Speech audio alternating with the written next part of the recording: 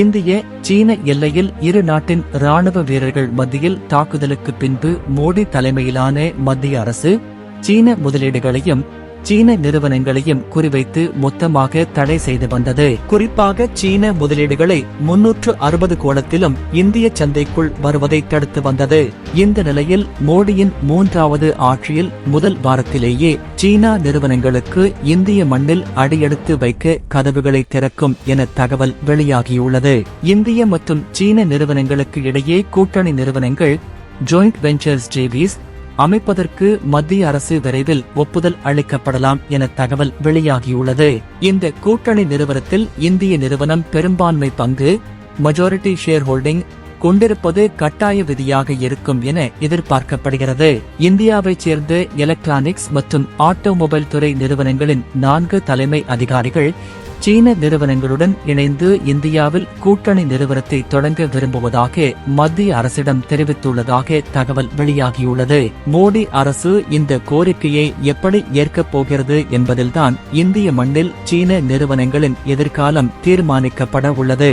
மத்திய அரசின் தொழில் வளர்ச்சி மற்றும் உள்நாட்டு வர்த்தக மேம்பாட்டுத்துறை அதிகாரிகள் சீன நிறுவனங்களுடன் இணைந்து இந்திய நிறுவனங்கள் கூட்டணி நிறுவனங்களை அமைப்பதற்கான வழிகளை ஆராய்ந்து வருகிறது.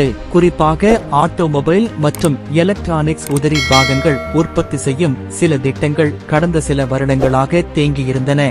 இந்த நிலையில்தான் சீனாவின் சாய் குழுமத்தின் MG மோட்டார் இந்தியா மற்றும் JSW இடையேயான கூட்டணி நிறுவன ஒப்பந்தம் மற்றும் அரசின் நிலைப்பாடு ஆகியவை காரணமாக இந்திய நிறுவனங்கள் சீன நிறுவனங்களுடன் மீண்டும் கூட்டணி நிறுவனம் அமைப்பதற்கான பேச்சுவார்த்தையை தொடங்கியுள்ளன.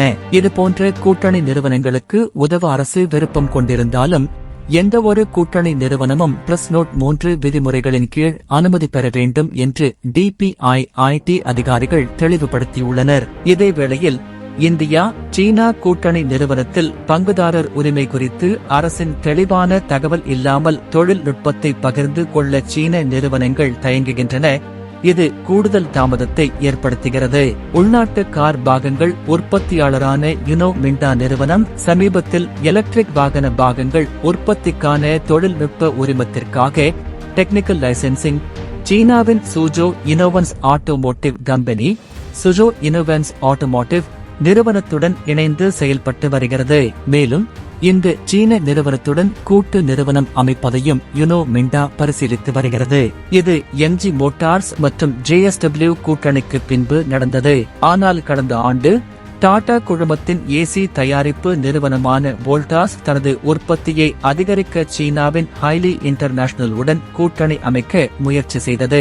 இந்த கூட்டணி நிறுவனத்தில் சுமார் 60% பங்குகளை டாடா வைத்திருக்கும் வகையில் திட்டமிட்டு இருந்தாலும் மத்திய அரசிடம் இருந்து ஒப்புதல் கிடைக்காத காரணத்தால் கூட்டணி முயற்சியை கைவிட்டது.